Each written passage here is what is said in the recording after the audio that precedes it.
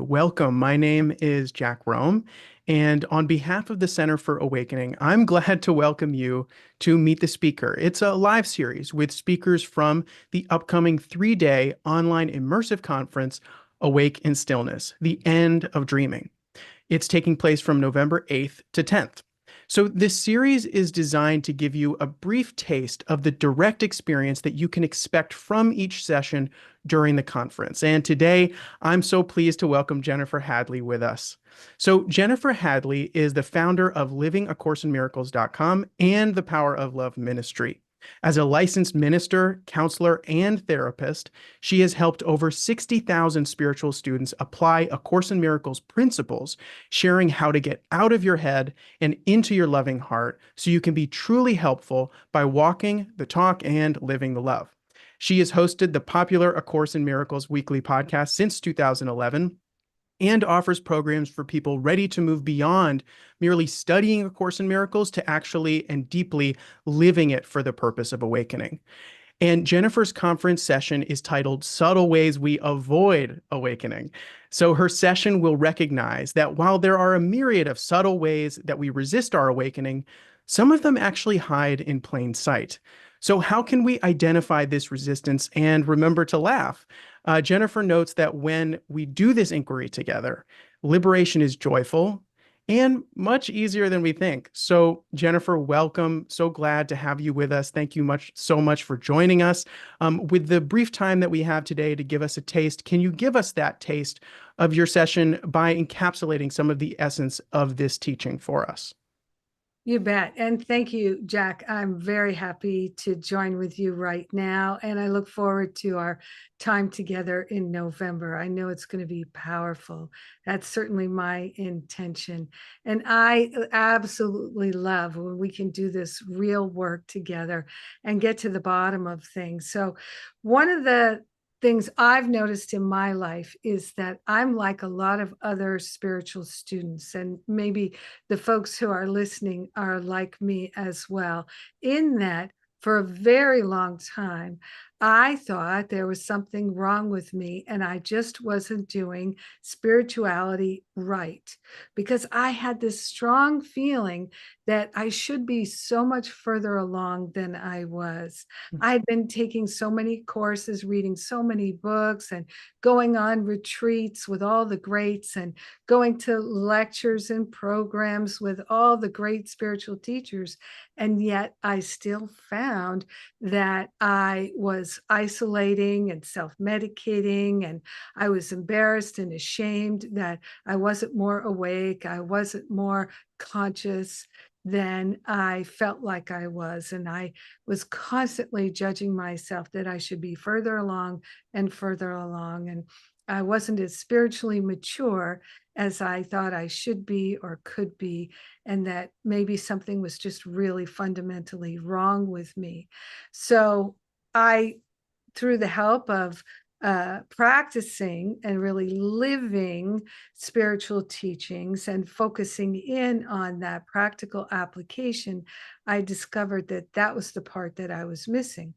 But I also realized that there are a myriad of subtle ways that we're actually actively avoiding our awakening that we don't even realize.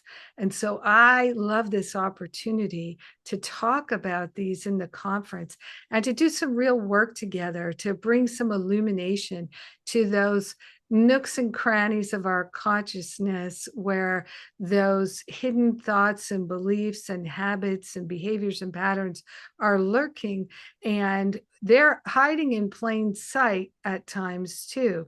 So being able to unearth them and have these wonderful ahas, oh my God, I have been doing that. That's been preventing me from making spiritual progress. I didn't even realize it. I love when we can have those aha moments together. So doing a practical spiritual practice together, getting some clarity, because there is so much that all of life has for us and supports us in our awakening. But we all have some level of resistance, some level of reluctance where we're ego identified and we're just not yet ready or willing to let our attachments go, to let them dissolve and resolve permanently back to the root cause. So I love to be able to get into those nooks and crannies because once we shine the light there, and bring it to the light so the light can shine upon it, the light from our awareness, then the healing naturally occurs.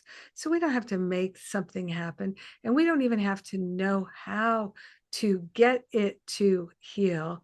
We simply have to be willing. And when we're joining together, there's a great deal more willingness, I find, than we're on our own at home watching television, feeling that it's just not working for us because that feeling of it's just not working for me and that self-judgment of I should be further along is really detrimental to our progress. And yet we all fall into it, but we don't know that everybody else falls into it too. So we think it's just us. We're the ones who aren't doing it right.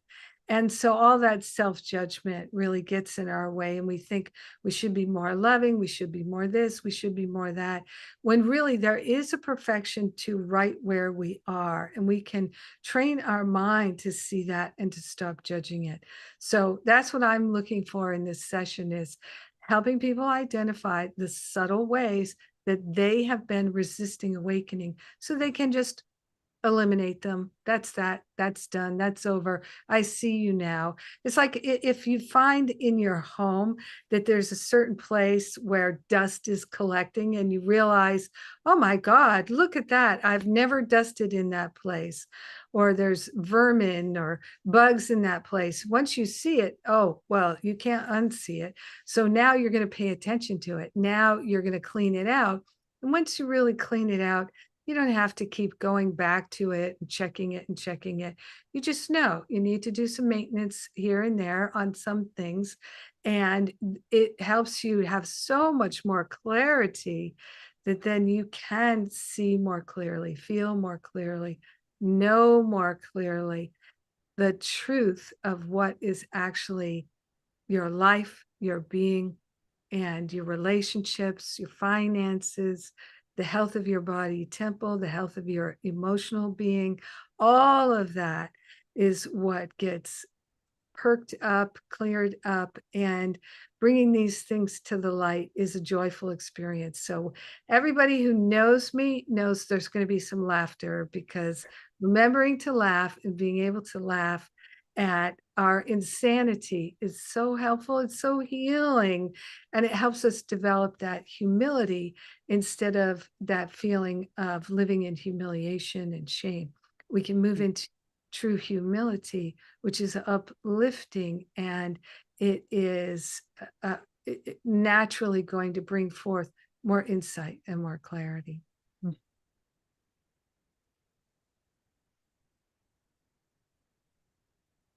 Beautiful.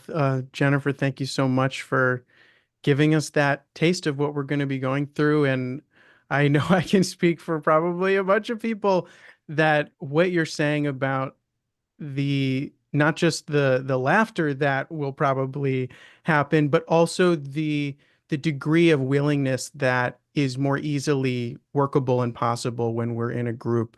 That's such a resonant thing for me and something that I think a lot of us on the spiritual path oftentimes we feel at first like lone wolves, like I'm the only one, I have to go through this by myself. And it's not until we have opportunities like your session to be in the presence of other people also going through it to as proof before anything else that we're not really separate. And then how could we not laugh at the at how we almost went through it all alone. So thank you so much for sharing that. Is there anything else that you'd like to share with us before we sign off? Well, just that this is a wonderful opportunity that Bill Free and the whole community are joining together in. These events are deeply nourishing and there's a lot of expansion that takes place. Mm. So I'm encouraging people to bring your friends, maybe even have a party at your house and watch things together or watch the replays together. It's so powerful when we can join together and have discussions on our own with our friends, with our loved ones, even. So I encourage people to do that, to make a plan to do that and make a party of the whole weekend at your house. Why not? It's so much more fun when we can do that and have those intimate conversations with our friends, our prayer partners, our spiritual community. So it's a great way to deepen in our connection with other people, to participate in these sessions with others live in the same environment. So I'm just putting that out there to consider doing something like that. Awesome. I love that. Well, Jennifer, thank you so much for joining us, for giving us the taste, for getting us excited to be in the presence of other beings virtually or in person for those of us that'll be organizing some parties and get-togethers for it. Well, in the meantime, everybody, we hope that you'll join us at the Awaken Stillness Conference. Again, it's from November 8th to 10th for more direct experience teachings. So you can register for free at centerforowakening.org, and we hope to see you there. Thanks so much.